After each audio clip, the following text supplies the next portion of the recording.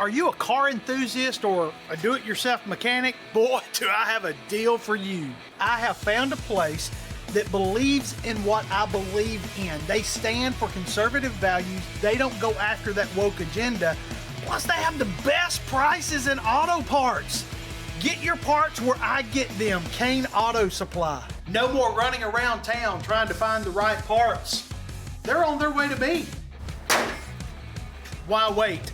Get your auto parts shipped directly to you, fastest and the best prices.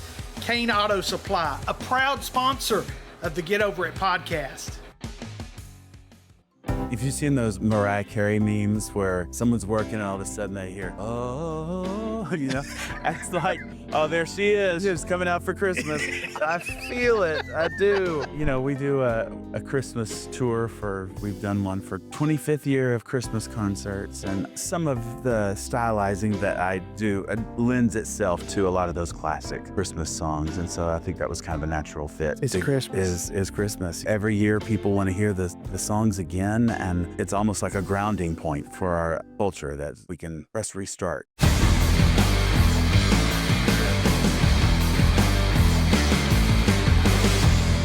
Comedian Mickey Bell here for another week of Get Over It, the podcast where we are showcasing the lives of successful people. We're not really talking about the success as much as we're talking about their life and how they got to where they are today. It's our hopes that when we present these stories to you, you're actually able to be encouraged by going over some of the things that you have to overcome to get to that successful moment. Because who knows, one day you could be sitting in the chair talking with me here on Get Over It. Before we get into our interview for today, I want to remind you that you can check out all the sponsors.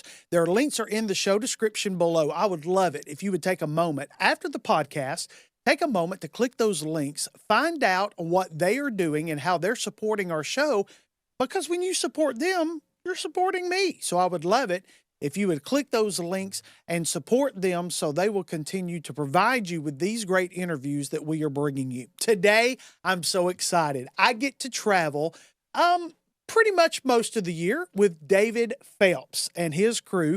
David decided to come in. He doesn't do a lot of interviews, so I was honored when he said that he would come in and sit in with me. And we talk a little bit about, his life, talk about his style of music, talk about his songwriting, and I think you're really going to enjoy our time today. So help me welcome David Phelps as he comes in to help us get over it. David Phelps, thank you so much for taking time to talk with me. I get to see you every week, but I don't actually get to ask you questions and put you on the spot. This is going to be dangerous. It's going to be dangerous. I have just been a fan, of course, and just been able to work with you. It's just been a thrill. And my family, we love you guys and everything that you do. But take us back. So we know that you do all different kind of styles of singing. So take us back to your childhood. How did music become a part of your life? Yeah, well, it is also great to be with you out there too. And we have loved getting to know your family. It's nice to, we're on the road. Yes. And you get to see the good, the bad, and the ugly. And so it's nice. I haven't seen any bad or ugly. Well, yeah. So that's another show that we will sell subscriptions to. But yeah, I was born into a singing family, a musical family. I'm the youngest. And so they were making music when I got there, and I just joined in. And it was a lot centered around faith and church. And my grandpa was a preacher for 50 years. And so, of course, all the opportunities just start happening in church. And as soon as they figure out you can make music, they're like, come on, let's do it every Sunday. Everybody's doing it. Yeah. And so, and even at home, it was something that drew us together. Mom played the piano and has a great voice. And we would just sing together. We'd be driving down the road on a vacation or whatever. Radio would go off and we would all grab a part and just start singing in the car. It's just crazy to think about that. I thought everybody did it, but nobody really does that. Our family did, but we didn't know parts, so it probably really sounded bad. Well, I was lying on the back windshield back at the house. That's That when we was could my do that. place. So when as far as styles of music growing up, there's a part in the show that you're doing now, which by the way, if you haven't seen Speak of Love Tour, you gotta check it out. But, there's a part in the show where you kinda talk about the different styles of music that your family would listen to, and your mom had a very unique style that Yeah. we wouldn't think of whenever we think of. Well, we listen to all different types of music and found the I think it's helped me over the years find the beauty and not be put off by just a specific style before I've heard the song because you can hear if there are people who don't like country music, but if they come across a song, if they're open to it, they're like, wow, that's really great. And so we just listen to all different types. My parents had season tickets to the opera, but when Dolly Parton was in town, we were there. We were there to watch her. And at the Houston Livestock Show and Rodeo, I remember seeing Larry Gatlin and the Gatlin brothers there. And mom and dad had an 8-track player, which is the worst format of any media, that could have been. I don't know if remember the 8-track. It would Yes. stop in the middle of a song to switch sides Right. on its own, and it would just fade out. That was just part of it's just ridiculous. But um, they had a huge collection of 8 tracks, and I just had a blast just listening to a classical symphony or my favorite back when I was a kid was Captain and Tennille. I Mhm. loved Captain and Tennille, and just everything. And mom had, mom was a classical soprano, and she loved Tina Turner. What a range. What a range. So we, just you could find the good stuff in all of those things. And A lot of people, when they do church singing, they're either gonna join a quartet, they're gonna sing with a trio. You kinda went more of classically trained. yeah, we didn't listen to a lot of Southern gospel music when I was a kid. I knew some of the things, how songs in any genre will kind of pop out and go bigger Mhm. than the genre itself. And I knew some of those songs, like I Bowed on My Knees and Cried Holy, and some of them. So joining Bill and Gloria after they'd started the homecoming stuff was a real education for me. Oh, I bet. I mean, a huge education because I had followed them, of course, back in the trio days. We had that 8-track, of the trio, Oh, they made the fully collection? alive. Oh yeah, it was great. But we of course listened to all of that stuff, and I hadn't really followed a lot of the Southern gospel stuff that they had ventured into, and that time was a huge education for not only the amazing songs, many of which I do now, but also the artists that paved the way for pop artists, and country artists that are doing what they do today. So um, it was amazing to be able to tour with some of those icons. Yeah. So a lot of people will automatically assume that because you spent some time with the Gaither Vocal Band, they will automatically assume David Phelps is a Southern gospel singer, and David Phelps is this particular genre of gospel. And I have to quickly say, no, David is in a genre all by yourself because you have a style that just simply came out of your head, honestly, because you thought it, you put it down, and it's totally different from anything else that's out there. If you understand the music industry at all, it's built on people in that do what they do, and many do it very well. They have a job to do Mhm. to get a certain song or a certain artist out. It's difficult. Let's say it's easier when they can pinpoint exactly what to do with Right. this artist. And so, of course, as I jumped into what I do in my career, it was very tempting for a lot of people in that area to try to direct me into be be the this of gospel music, be this of because they have to try to fit a box around what Right. you're doing. Boy, those shoes just did not fit. And I didn't always fight against it. Sometimes I tried it and tried it on, and it just felt so uncomfortable after a while, you know? At some point, I was just like, this is what I do. I don't know what else. I don't know how else to do it, and do it honestly and do it well. I'm a vocalist and a stylist. Mhm. When I found that word, I was like, that's what I am. I'm a stylist, you know? And they talk about Tony Bennett that way. And they talk about, and I'm not trying to put myself on the same thing as Tony Bennett. I love Tony Bennett. But there are many artists that, you know, would go on that list of being stylist that I quickly found myself going, oh, I feel like that. You Mhm. know, I feel like that's more of who I am.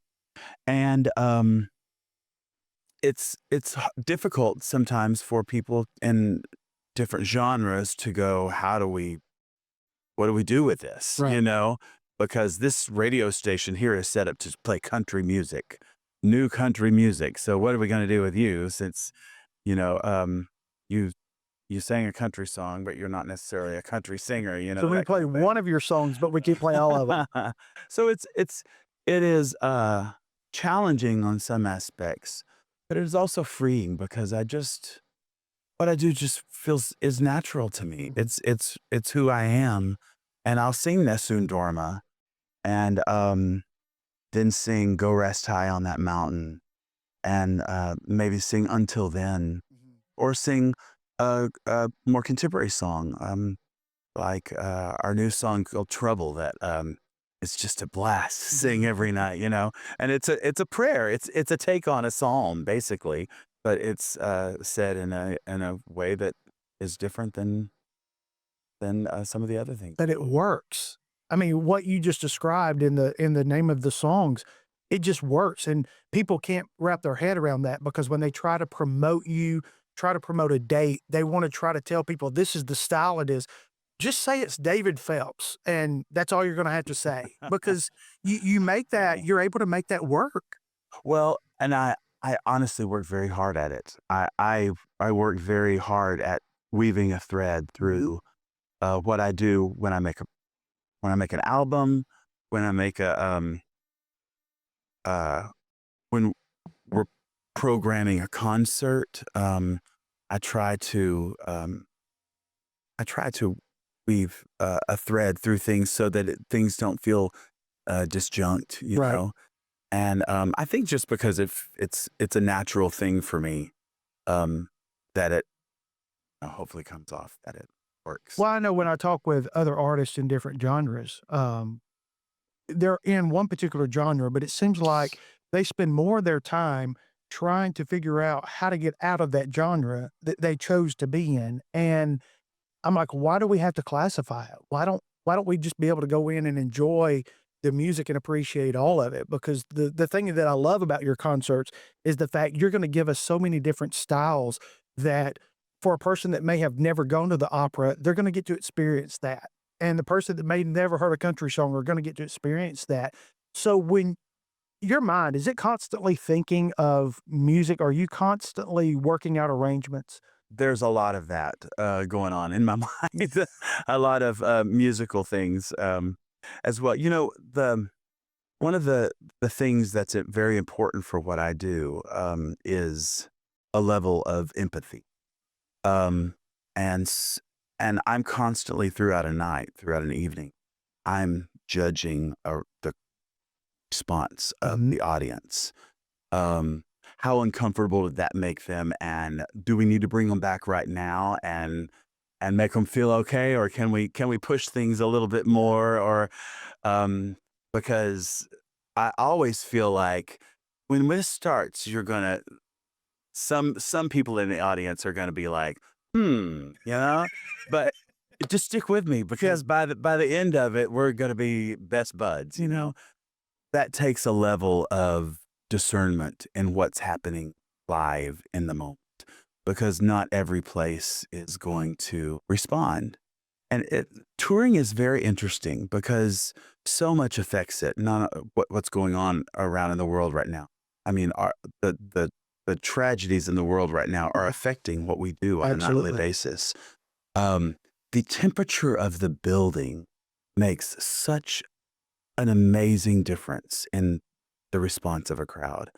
The culture of that has been built by the venue, whether it's a pack, whether it's an performing arts center, or whether it's a church. The culture that's been built there within that makes a big difference on how that evening is going to go. And so many things make a difference. And that makes it even more challenging and more important to kind of be in the moment and try to be open enough to pivot. But you take every bit of that into consideration. And then fans need to see that you take that into every consideration to make sure that when they walk away know they've experienced something, I hope so. and that comes I across hope very so. well. I want to give, my goal is to enrich people's lives with art, hopefully.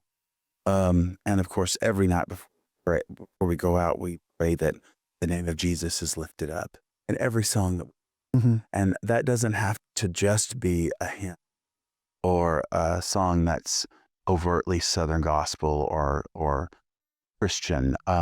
It can be a song that's just about the beauty of the Creator, so that maybe God becomes a little bit bigger, Yes.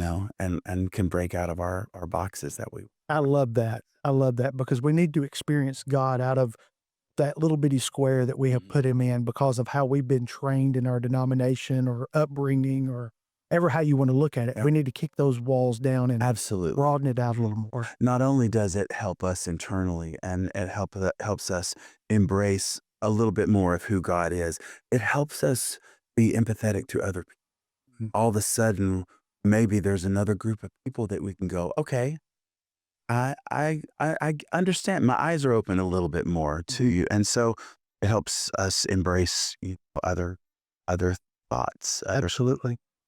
ways people can.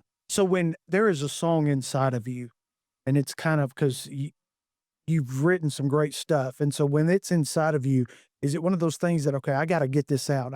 Or is it one of those things that it's a nice process that you go through of developing the thought into the words, into the arrangement, to the final production? It's all of the above. At some point, it's like, I just got to get this out. And sometimes a song will come, just like it feels like it's a snap of a finger. But the truth is, it's been building even in your subconscious up until that moment.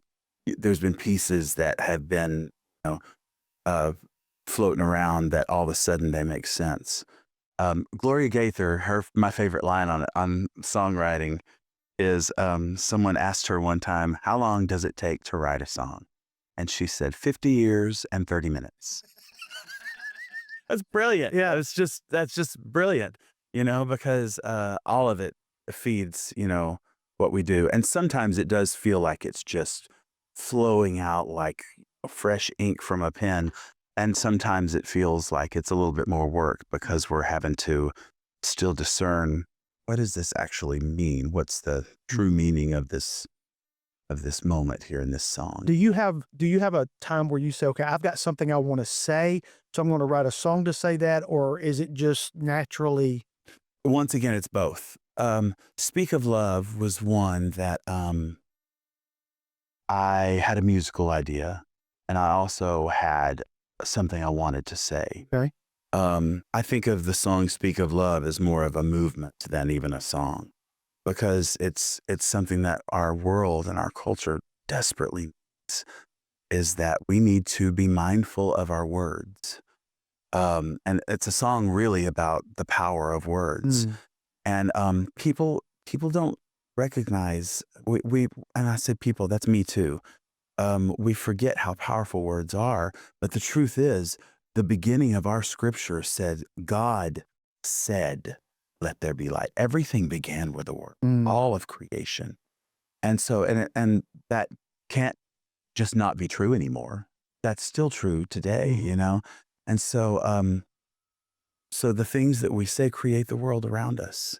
whether whether it's negativity or being positive, whether it's love or hate, being cynical or being joyful, whatever it is, we are creating those moments around when the words actually get spoken.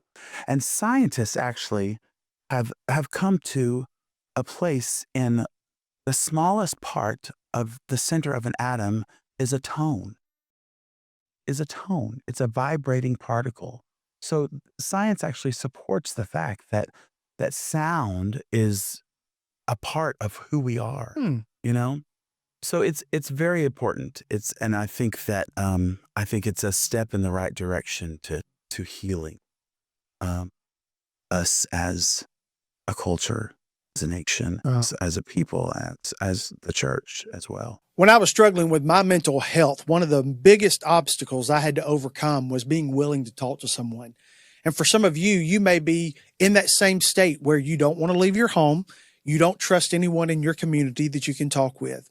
I want to introduce you to BetterHelp. They have licensed therapists that is able to take you and actually talk to you via Zoom so you can do it from the comfort of your own home. These are licensed therapists. You can talk about faith or you can not talk about faith. It doesn't matter. They're going to have something specific just for you. If you would like to receive a 10% discount for your first initial call, all you got to do is check out BetterHelp in the show notes below. Your career has allowed you to go to a lot of different places, a lot of different countries, a lot of different stages. Recently, you were a part of a Broadway show in New York. I mean, we're not talking about Paducah. We're talking about New York. What was that like? It was a blast. You know, I met Stephen Schwartz, is a legendary Broadway composer, and he's just amazing. He called me. I did a thing in Chicago. I think someone else was supposed to do it originally, or no, actually in Chicago they called me, and it didn't work out. Forget the timing. COVID messed everything up. Everything. But so I went and did that, and Stephen Schwartz was a part of the production behind the scenes on that, and so we got to work together there. And then it was being put on in New York, and actually someone else was contracted for that. They got another contract as that all happens, and so he called me and asked me if I could come do the part there as well, and it was a blast. It was so cool to step into that and be welcomed so with just open arms, you know, and treated so kindly, and so it's a lot of pressure. Yeah. It was a lot of pressure, you know, to Is to that step in something and you've be that. always thought that you wanted to do, or Lori's always thought. Lori's over there in the corner listening. But Lori's always, she said forever, Broadway's somewhere in the picture here. We don't know where, you know, what chapter or line it is, but it's somewhere. And I've always sung the songs, you know, but it kind of chose me. I always feel like that. My journey kind of chose me. Definitely choices that I made or, you know, affected that. But life has just been such a fast train with what we do that how do you stop down and, right? you know, take months off and, you know, all that kind of stuff. And so it just, it was wonderful to step into that. Yeah. My favorite moment was you had people with you that was doing some of the behind the scene footage, and you stepped in to sing, I think, for one of the first times, and to watch the other people that were in the production with you, whether they were hearing you for the first time or not, to see the expression on their face when you started singing, I was like, yeah, yep, you got them. You got them. It was so good. It Well, was so good. I honestly, yeah, I had vocal training. My mom is, you know, music was a part of what we did, but never considered like an option for a career. That's just crazy talk, you know? And my mom's has a PhD in English. My dad taught finance at University of Houston. So when I said, I want to sing for a living, they were like, haha, that's funny. All right, so we're going to be supporting him the rest of his life. Right, yeah. finish your accounting school, your accounting department application. And, so there was a little bit of that going on, but then it quickly, once again, it was almost like it chose me. I was given a gift, a raw gift, but the moment of, when my parents were like, okay, this is what you are going to do.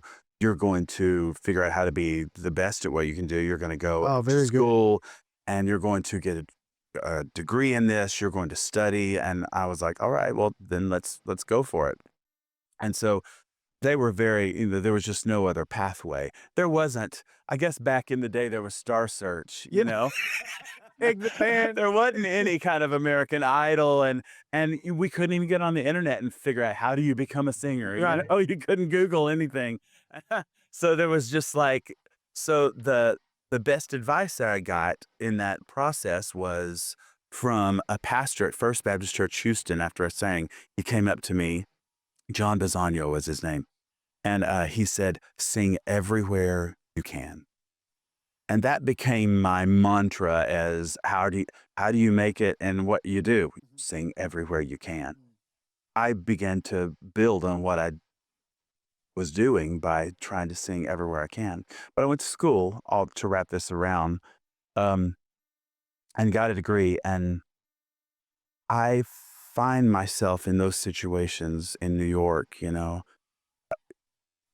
just so grateful for my training, so grateful that I'm able to kind of fall back on that and go, okay, I can use this at this moment and have a bag of tricks, It's that I gotta can. it's gotta be a level of confidence to be able to walk into any room knowing I have prepared adequately for this. I can walk into this room because I've prepared for this moment. Well, you would think. No, there is that, but it's still nerve-wracking, because we're all human and, you're doing the best you can. Yeah. But yes, it does give you this sense of, okay, I know how to get from point A to point B. All right, let's do it. So that That's so is, good. So, did you choose to be a farmer, or did farming choose you? that's also in my blood. My grandpa was a cattle rancher in Texas, and I spent most of my summers helping him baling hay and vaccinating cows and all that. And so we've raised our kids on our farm there in Culleoka, Tennessee. We have one retail place in Culleoka. It's a gas station and a restaurant and a grocery store. All in one? All in All in one. All in one building. And so yeah, and we have cows, and it took me a while to have enough time to do the cows and all that kind of stuff, but we have cows now. So when you're not on the road, you're literally working the farm. Sometimes, yeah. Yeah. And I have we have some other arrangements that we make with people to make sure that things don't fall apart when I'm not there. Right. Yeah, But sometimes. I know that I saw some pictures when the fence got tore down. You were actually the one out there putting the fence Oh, back yeah. up. I didn't know if that There's was the lots only of time fence you work. did that, and that's why we took the picture, but I just I cleared out the workers. No, there Y'all are no said it was- workers. There are no workers, and now we're empty nesters. And Yeah. my two boys were our youngest kids, and they left me with Mhm. that farm. So So it's it's just a lot you. of work. It's just you. It's a lot of work. But now y'all I did call go them and they come help me. you do have an event that you do there around holidays called Barn Bash, and that's usually what? Labor Day, Christmas, Memorial Day? No, No, it's Mule Day. Mule Day. The national holiday, Mule Mhm. Day. That should be on everyone's calendar. Murray County is the mule capital of the world. A matter of fact, with what we're going through right now, the hurricane that just came through in East Tennessee and North Carolina, they were calling on people that had mules to put them in trailers and go over there. And so a lot of mules went from Columbia, Oh, wow. Tennessee, and Murray County over. They're probably still there now, Wow.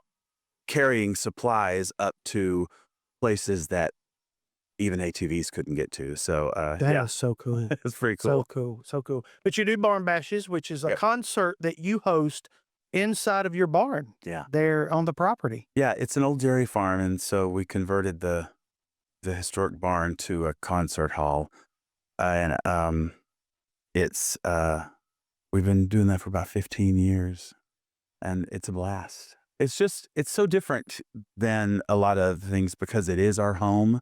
So I guess we feel more comfortable, and everybody it has a down home kind of feeling, and so we have a few of those a year. In talking with some of your fans that have been to Barn Bash, it gives them a sort of a personal attachment to be able to say that they went and they feel like they see a side of you that they don't see in traveling around to see you in concerts. And so I think it's really good for your fan base to be able to come there, not only to see where David Phelps lives, but I mean, to be able to come and enjoy that side of that Yeah. lifestyle that you have there. Actually, it was Lori's idea to do the barn bashes, and since the beginning, it's been a team effort. We have volunteers from our community to come in. The local fire department comes in and watches over it, and so it feels very like everyone in the community. This little community is really making this event happen, and I think that just That's so cool. And we're getting ready to start your Christmas shows, which David Phelps is known for his Christmas shows. I mean, I mean, how many times do I have to sing Mary Did You Know? But you're known for your Christmas shows. And we're getting ready. So is that something that kind of goes back to your childhood? That Christmas time is that special time of year that well, sure. brings us out? If you've seen those Mariah Carey memes where someone's working and all of a sudden they hear, oh, it's like, oh, there she is. She's coming out for Christmas. I feel it. I feel it. I do. And, we do a Christmas tour we've done one for 25th year of Christmas concerts. And, I think some of the stylizing that I do lends itself to a lot of those classic Christmas songs. And so I think that was kind of a natural fit early on. And of course, Christmas It's Christmas. is Christmas, and every year people want to hear the songs again. And it's almost like a grounding point for our culture that we can press restart, a little bit. Yeah, it's very special when I'm standing backstage and hearing you sing those because it's like, all right, now I'm in the mood. This is good right here. All right, so now I'm going to put you on the spot for just a second, and I know you're not good with that. So Okay. you have one of the most loyal fan bases that I have ever encountered with an artist, and they may not know another gospel artist on this planet, but they know you. So I went on one of the pages and I said, if you could ask David Phelps any no. question, what would it be? Now I have filtered the ones that would either get you arrested or that sort of thing. But I thought, they had some pretty good questions. So this one, April McWilliams says, what music would we find on any of your playlist? I love Bruno Mars. I think he's just awesome. And Teddy Swims Mm-hmm. is just great. Adele, Celine, Whitney Houston is just like my all-time favorite. I love singers that you feel like that they're singing from toes, Right. and they have such a great quality in their voices, and just great songs too. Little Tony Bennett would probably be on there, and sometimes I go down a rabbit hole of stuff I haven't listened to in a while. And the other day I went down a rabbit hole with Sandy Patty. Oh, okay. When I was a kid, I used to love listening to Sandy Patty, and I've told her all this.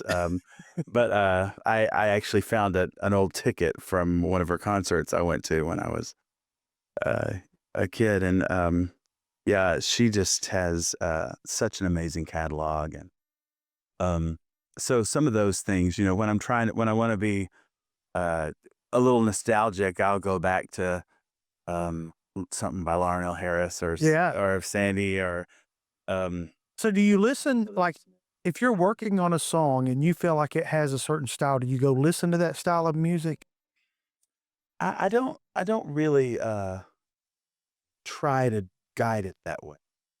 Um, I try to write a song and let the song, try to let it be as truthful. I think that would probably be the most important thing to me, to let it be as truthful and to make sure I'm speaking from my viewpoint and not from somebody else's Okay. viewpoint. Oh, that's good. But stylistically, I usually often that gets decided in the moment of when we're producing it. Sometimes it doesn't. Sometimes things are just dead on. This You can know only it be from the this. beginning. Yeah. Sometimes, like, "Speak of Love" is one of those that I wrote the song, and it was more about the lyric than anything else. And when we got to the production of it, I had gone around a bunch of different kinds of things because it could have been produced in a more classical way, but we chose to go in a little bit more of a pop R&B direction because I felt like that um, let the lyrics uh, come through um, cleanest, with way that I would deliver it. And so sometimes that gets defined after the fact, after a song's written. And I've always heard a good song can be put in just about any style Hmm. and still be a great song. So hopefully, hopefully we'll have a few of those. Oh, you do. You do. I thought this was a good one. Kay Cox says, I've always wondered if David speaks the languages on his foreign language songs or if he just memorizes the lyrics. The ones that that's good. That's good. No, I do know what I am saying. Um, I uh, I took German and Italian for years, and was in Germany for about a month actually when I was in college and spoke German very fluently for a Mhm. while. It's one of those things that when I hear people speak it now, I can kind of pick it out, but I'd have to be immersed more in it. And and then Italian. Um, I've always just loved Italian and took that for in college as well. It is true that in college you also in music performance you have to take diction, and diction is all about being able to speak the words but you don't understand it. So if I were to jump into French, for Yeah. some reason I would have to really figure out how to understand that. But yeah, I don't sing in French. So when we used to tour in Europe, we would go from country to country on this tour. When I arrived in the country, I would get with a translator to translate the chorus to No More Night Mm. so that I could sing the first chorus in their language. Oh. And that was very challenging. That was very challenging. But the response of the people when they hear you singing in their language had to be worth it. Yeah, they loved that. Yeah. But yeah, You're it like, you was. better love it for what I had to go through.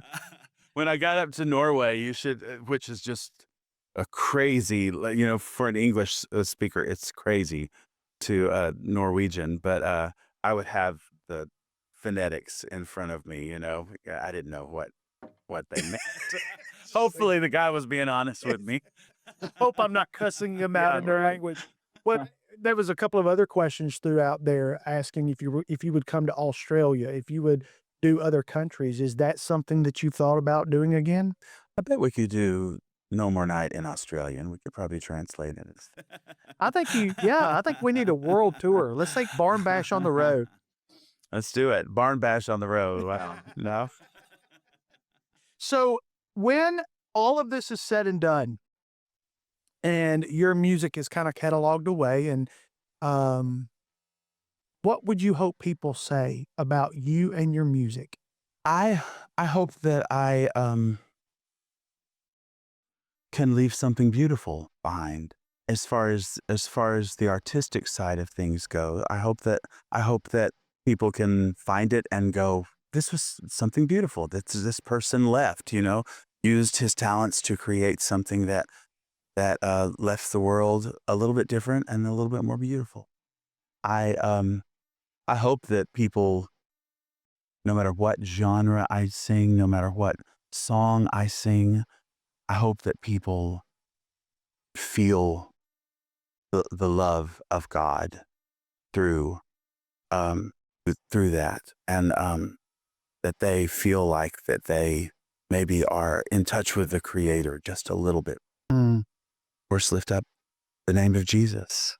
I hope that they have heard that and felt that. Man, thank you so much for taking the time to talk with me today. I know everyone's going to enjoy it, especially your fan base, but everybody's going to enjoy learning more about David Phelps. So I appreciate you taking the time. Thank you much.